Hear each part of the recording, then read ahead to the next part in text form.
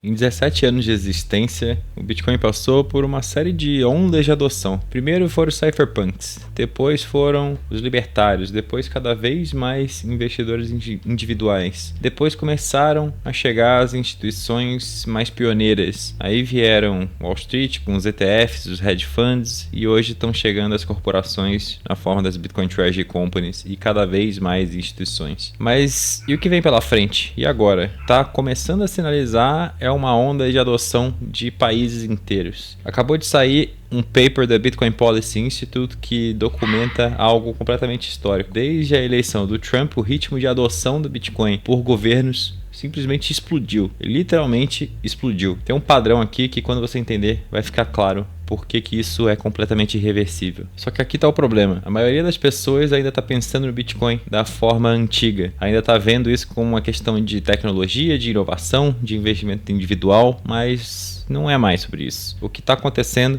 é pura geopolítica, é estratégia nacional. É uma corrida onde cada país que entra faz com que os outros se sintam na pressão de também entrar para não ficar para trás. Pensa comigo, se você é ministro das finanças de um país e vê que os Estados Unidos criaram uma reserva estratégica de Bitcoin, que El Salvador valorizou as suas reservas em 130%, simplesmente começando a acumular Bitcoin desde 2021, que o Butão, uma nação para todos considerada irrelevante, acumulou quase 40% do PIB em Bitcoin minerando escondido. Se você é o ministro das finanças desse país, o que você pensa? Qual é o seu dilema? O dilema não é mais se o Bitcoin é bom ou ruim, e sim, se eu não fizer nada e todos os outros países fizerem, eu vou empobrecer relativamente e eu vou ficar para trás. Provavelmente a oposição vai usar isso contra mim e eu serei expurgado do poder. Pois é exatamente isso que criou essa explosão de adoção que a gente está vendo agora. Porque tem uma lógica por trás dessa corrida que quando você entende, fica óbvio que isso não vai parar, isso só vai se acelerar cada vez mais. Mas antes de eu te explicar essa lógica e te mostrar exatamente como 32 países já entraram nessa jornada de adoção de Bitcoin, em que estágio cada um deles está, deixa eu te contar como que eu cheguei a esses dados. O Bitcoin Policy Institute, que é um think tank especializado em adoção governamental e de políticas pró-Bitcoin, acabou de publicar um primeiro mapeamento sistemático e completo de como os países estão ganhando exposição ao Bitcoin. Eu vou deixar o link para esse paper que é simplesmente fenomenal.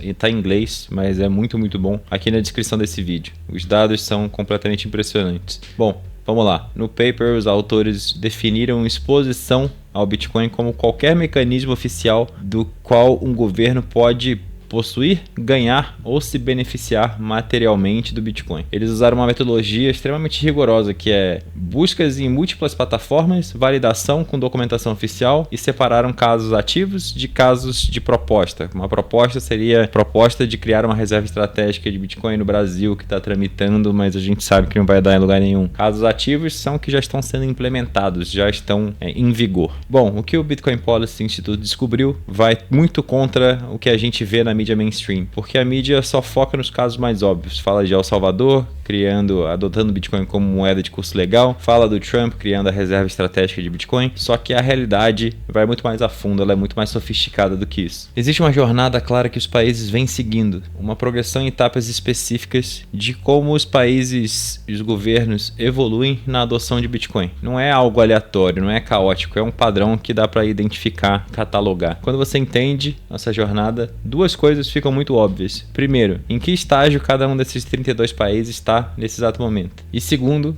e isso é crucial, é porque essa progressão é praticamente inevitável uma vez que ela começa. Porque tem uma lógica de teoria dos jogos por trás disso que torna o processo irreversível. E agora eu vou te mostrar exatamente como essa jornada funciona. Como funciona isso na prática? El Salvador, por exemplo, entrou nessa jornada lá atrás em 2021 com a lei Bitcoin e desde então acumulou 6.100 Bitcoins através de compras estratégicas no DCA estatal e programas como cidadania, venda de cidadanias em troca de Bitcoin. O resultado foi mais de 130% de valorização das reservas e isso representa mais de 1% do PIB baseado nos dados de 2023. Já o Butão, uma nação pequenininha e até então irrelevante na Ásia, seguiu um caminho totalmente diferente. ela ficou minerando Bitcoin em segredo durante muito tempo e o resultado foi 1,3 bilhão de dólares acumulados, que representam quase 40% do PIB do país. Já os Estados Unidos cometeram um erro fatal. Ao longo dos anos eles venderam Bitcoin, totalizou aí 400 milhões de dólares de receita para eles. Só que hoje essa quantidade de Bitcoins que eles venderam valeria 17 bilhões de dólares. Ou seja, eles provavelmente aprenderam a lição, uma lição bem dolorosa, que nós maximalistas todos também aprendemos ao longo do caminho, cometendo vários erros que nos custaram muito caro. Donald Trump assinou em março a ordem executiva proibindo a venda e estabelecendo a reserva estratégica de Bitcoin. É lógico, a gente está esperando eles comprarem ativamente de forma budget neutral, como eles falam, mas até então nada. Pelo menos eles pararam de vender, o que já é uma vitória, certo? Agora, 26 estados americanos também já introduziram projetos similares de reserva estratégica de Bitcoin. 3 países, 3 estratégias completamente diferentes, 3 resultados positivos. E isso não é uma coincidência, é exatamente o que acontece quando você entende que existe uma progressão lógica nessa jornada rumo à adoção do Bitcoin. E agora eu vou te mostrar exatamente como essa jornada funciona, quais são as 5 etapas que esses países seguem e por que, uma vez que você entra nessa progressão, é quase impossível você parar. O Bitcoin Policy Institute no paper identificou 5 etapas claras e cada uma representa um nível maior de comprometimento e de sofisticação na adoção do melhor dinheiro do mundo. Vamos lá, do básico ao avançado. Etapa número 1 seria uma espécie de holding passivo ou um acidente estratégico. A primeira etapa acontece praticamente por acidente. Os países confiscam Bitcoin de atividades ilícitas através de operações policiais. Muitas vezes nem são ilícitas, né? Mas eles chamam de ilícitas, não vem ao caso aqui. E a diferença é que a ideia de vender imediatamente, que antes era o que eles faziam, toda vez que eles confiscavam Bitcoin, a primeira coisa que eles faziam era desovar para trocar por dinheiro de verdade. Agora eles simplesmente pararam de vender porque eles já se deram conta de que não para de valorizar e faz sentido segurar. 7 países estão nessa categoria: Bulgária, China, Finlândia,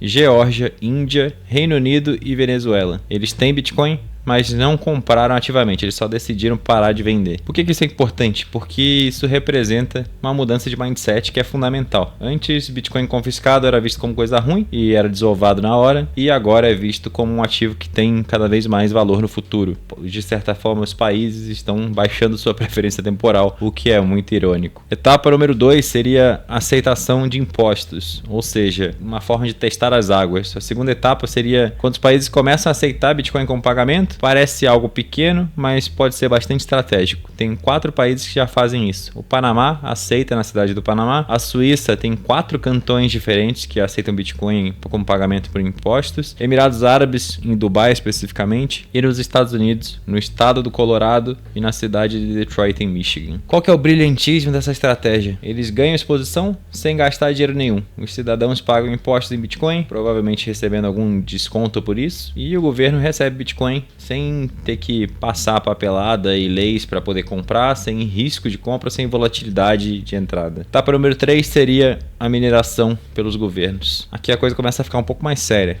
A gente tem hoje 11 países que sabidamente e ativamente estão minerando o Bitcoin. São eles: Argentina, Butão, El Salvador, Etiópia, Guatemala, Irã, Coreia do Norte, Omã, Rússia, Emirados Árabes e Venezuela. A lógica aqui é genial. Em vez de comprar Bitcoin no mercado, você usa energia excedente, que provavelmente você, como Estado-nação, tem de sobra, que seria desperdiçada, para você produzir Bitcoin diretamente. Mesmo que você gaste muito dinheiro ali, você está usando um resíduo que não teria utilidade econômica nenhuma. Então você usa essa energia excedente, produz Bitcoin, muitas vezes a preços mais caros do que o mercado, piora bastante a vida dos mineradores, porque o hash rate fica cada vez mais competitivo, mas é uma forma estratégica e inteligente de acumular bastante Bitcoin. E o Butão deixou isso bem claro. É o caso mais impressionante entre os grandes mineradores aí dos Estados-nação. O Butão minerou em segredo durante muito tempo usando sua energia hidrelétrica limpa e acumulou 1,3 bilhão de dólares, quase 40% do PIB do país. Isso foi revelado depois de algum tempo. Eu não lembro exatamente as datas, mas eles passaram muito tempo na surdina minerando Bitcoin e entraram no mapa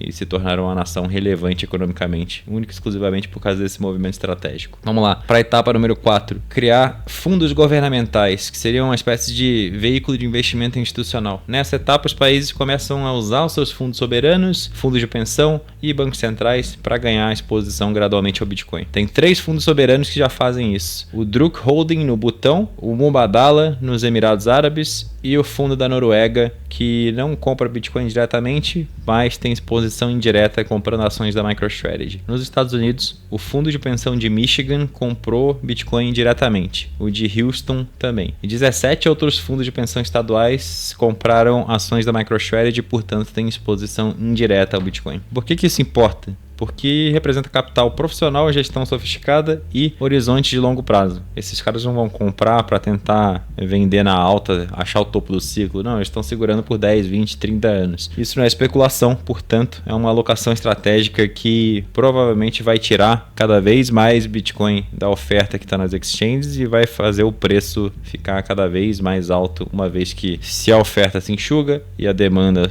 aumenta cada vez mais, não tem para onde o preço ir, a não ser para cima. Etapa número 5, última etapa, quando os países oficialmente declaram Bitcoin como reserva estratégica nacional e começa a fazer compras ativas para acumular. O exemplo mais emblemático aqui obviamente, El Salvador. Eles não só declararam Bitcoin como reserva, mas também como moeda de curso legal e acumularam ativamente com seu DCA estatal 6.100 Bitcoins através de compras estratégicas, fazendo DCAzinho e também vendendo cidadania em Bitcoin. Acho que El Salvador foi o exemplo foi um gabarito de como fazer, muito graças ao Bitcoin Office, que foi fundado pelo Max e a Stacey Herbert faz a gestão de tudo lá. Garantiram que os shitcoiners ficassem de fora, fizeram o país adotar a postura maximalista focada no longo prazo, com baixíssima preferência temporal, fazendo autocustódia dos seus bitcoins da forma correta. Enfim, todos os países deveriam se espelhar em El Salvador no exemplo que eles estão traçando. Mas vamos lá, vamos falar dos Estados Unidos, porque são o caso mais relevante aqui. Lá atrás, quando o Trump assinou a reserva estratégica de Bitcoin, a ordem executiva, parecia que tudo ia se mover muito mais rápido. E os Estados Unidos hoje continuam numa espécie de posição intermediária, porque eles têm a reserva estratégica no papel, né, desde a ordem executiva do Trump. O lado bom é que eles proibiram as vendas, então todos os bitcoins confiscados eles não podem mais vender, mas ao mesmo tempo eles não começaram a comprar. E a gente achava que já estariam comprando muito mais rápido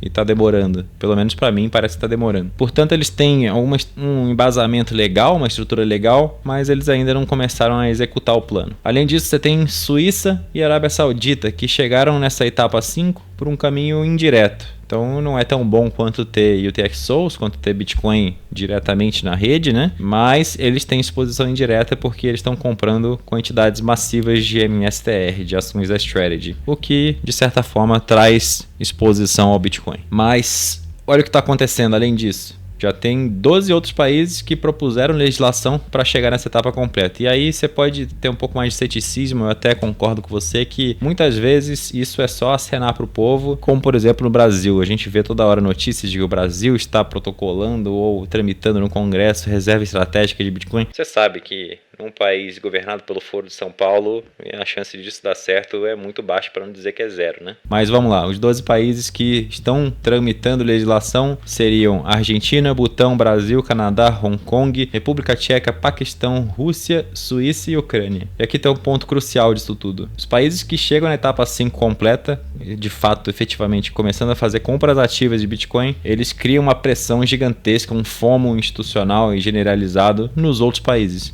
Porque isso é uma corrida pela acumulação do melhor dinheiro que já existiu. Então não é apenas sobre ter Bitcoin, sim como ter Bitcoin de forma consciente, estratégica, para você não ficar atrás no tabuleiro geopolítico. Será que existe um próximo nível, além desse quinto nível, que seriam as compras ativas? Eu acredito que sim. E isso não está especificamente no paper da Bitcoin Policy Institute, e sim, é uma sugestão minha. Eu acredito que o nível 6 seria o tesouro daquele país começar a emitir Bitcoin-backed bonds, ou seja, títulos de tesouro lastreados em Bitcoin, ou os Bitbonds para os próximos, que a gente já falou aqui no canal, mas é uma ideia simplesmente sensacional, brilhante, que surgiu recentemente no radar. O Brian Estes, criador do documentário God Bless Bitcoin, já deu entrevistas em podcasts onde ele detalha o plano dele. Ele já veio aqui no nosso podcast falar do documentário. Tem vídeos na internet do Brian Estes explicando a tese dos Bitbonds. Tem também o Andrew Holmes, CEO da New Market Capital, uma gestora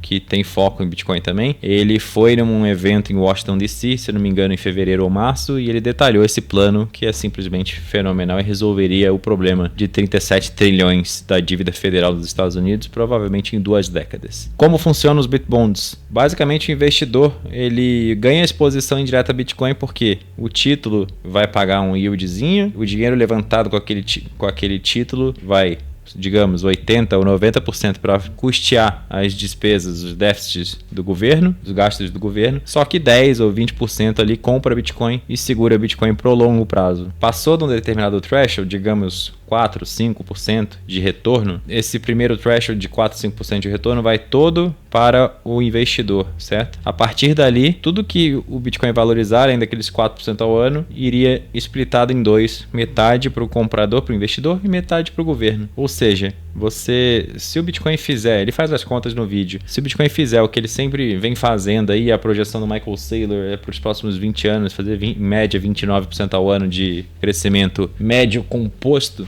a taxa média de crescimento, que a gente chama de CAGR, você projeta em 20 anos os Estados Unidos tendo a sua dívida, que hoje é 37,5 trilhões, chegando a mais ou menos o mesmo valor das suas reservas de Bitcoin. Ou seja, Bitcoin resolveria o problema da dívida gigantesca dos Estados Unidos, que hoje os colocam nessa posição de fragilidade. Isso seria basicamente uma revolução da forma como o mundo funciona. Eu acho que mudaria tudo. E eu torço para que aconteça. Agora você já entendeu a dinâmica, você já entendeu que cada país avança nessa jornada e cria 3 tipos de pressão uns nos outros. Primeiro, a pressão econômica, que é se eles estão ganhando dinheiro e eu não tô, eu tô ficando para trás, perdendo competitividade. Segundo, seria a pressão geopolítica. Se eles têm uma reserva neutra e resistente a sanções, eu também preciso ter para não ficar presa fácil. E por último, uma pressão de inovação, que é se eles têm acesso a Bitcoin Bonds e custo de financiamentos menores, eu deveria ter também, senão eu vou ficar para trás. É exatamente isso que Satoshi falou lá no início da jornada em 2008, 2009, não lembro a data exata, que basicamente em tradução livre, abre aspas, pode fazer sentido acumular alguns bitcoins, pegar alguns bitcoins, caso isso engrene, vire moda. Pois é, parece que tá virando. Só que agora não é apenas moda entre eu, você, nós aqui indivíduos. É sobre nações inteiras se envolvendo. E uma vez que você entra nessa jornada, é praticamente impossível você voltar atrás. Porque cada etapa gera mais conhecimento, mais confiança, mais convicção e mais pressão para você avançar rumo à próxima etapa. Só que tem uma coisa que vem acontecendo nos bastidores que poucas pessoas estão prestando atenção e eu vejo falar pouco aqui na internet. O Trump assinou a ordem executiva no final de março, meio de março, não lembro a data exatamente, deu o mandato publicamente para Scott Bessent, secretário do Tesouro, e Howard Lutnick, secretário do Comércio, buscarem formas budget neutral, ou seja, que normalmente o déficit americano, que já é gigantesco, de comprar mais Bitcoin. Só que tem alguma coisa estranha acontecendo, porque isso já faz quase 7 meses. O Bo Hines era o head do Crypto Council da Casa Branca, que era literalmente o cara que estava coordenando toda a estratégia. Ele saiu no meio do projeto. Não anunciaram as compras ativas, a forma budget neutral de comprar Bitcoin. Ele deu várias entrevistas em podcasts falando que ele queria que os Estados Unidos acumulassem o máximo de Bitcoin possível e depois ele saiu.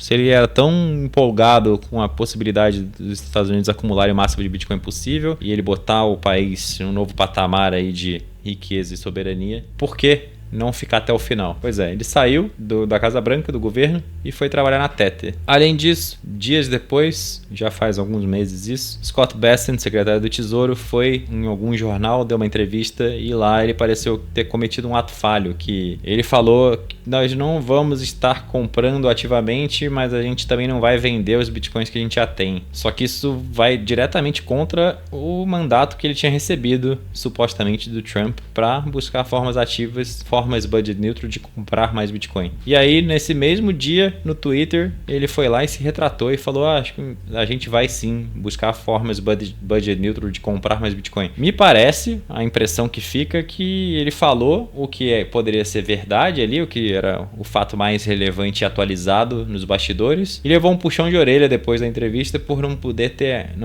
ter aberto essa informação, e aí tentou se retratar. E esse seria meu palpite. Mas, semana passada, eu estava no Paraguai na Accelerating Bitcoin. Um abraço pro time da Accelerating, pra Lorena, e eu participei de um painel sobre adoção institucional de Estados-nação, na verdade, sobre como criar uma reserva estratégica de Bitcoin, moderado pelo meu amigo Caio Leta, com a participação do Rahim, um economista austríaco, e do Sensen Moll, CEO da Gen3 e da Aqua. O Sensen, quando eu questionei ele pareceu dar uma perspectiva diferente. Ele falou que está mais otimista do que os outros participantes ali do painel com relação à reserva estratégica de Bitcoin nos Estados Unidos. Ele só acredita que é mais complexo do que a gente possa imaginar nos bastidores, porque eles têm que lidar com questões de custódia, como vai cuidar, você vai deixar no multisig, quem fica com a chave, e depois se o governo, entre os democratas, como funciona, questões sucessórias, compliance, estrutura legal, tudo isso é muito mais complicado para um governo do que seria para uma família, para uma instituição, para um indivíduo. Faz sentido?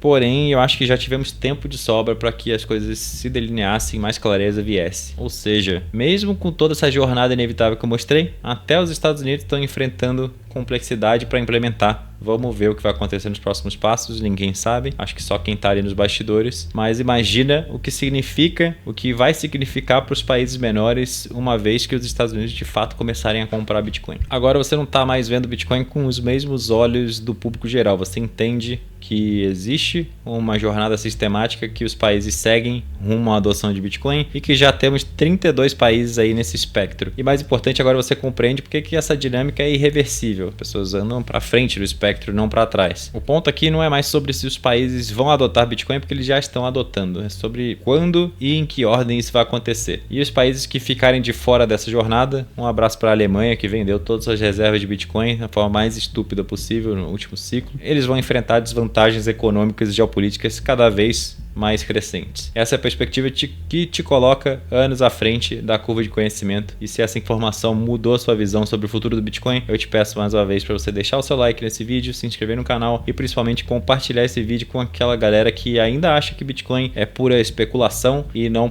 tem lugar nos balanços de países, departamentos de tesouro, fundos soberanos. Queria deixar uma pergunta para você, deixa aqui nos comentários a sua resposta. Em qual etapa da jornada você acredita que o Brasil deveria estar agora? E você tem alguma esperança de que o Brasil faça um dia uma reserva estratégica de Bitcoin? Quero saber a sua opinião, deixa aqui nos comentários. E se você percebeu que você precisa se posicionar antes que essa corrida de adoção acelere ainda mais, clica no link aqui na descrição e vem conhecer o Bitcoin Exit Plan. É o meu curso completo que te ensina absolutamente tudo que você precisa saber sobre Bitcoin, sobre soberania e como optar por não participar mais desse sistema fiat que te corrompe e rouba seu dinheiro sistematicamente via inflação todos os dias. Venha se tornar financeiramente soberano de uma vez por todas. Bitcoin Exit Plan, link na descrição. Falando em Bitbonds, eu soltei um vídeo no canal mais ou menos 6 meses atrás, onde eu explicava, após assistir a palestra do Andrew Holmes no evento em Washington DC sobre Bitbonds, eu fiquei completamente abismado com quão brilhante era aquela ideia e eu gravei um vídeo no canal explicando nos mínimos detalhes como ela funciona e por que os Bitbonds têm o potencial de resolver o problema gigantesco que hoje está em 37,5 trilhões de dólares da dívida soberana dos Estados Unidos e só vai aumentar enquanto eles não resolverem, e o Bitbonds para mim é a única solução que eles têm para resolver de forma definitiva. Se você quer entender nos detalhes como funcionam os Bitbonds, eu te convido a assistir esse vídeo que está aqui na sua tela agora. Até a próxima.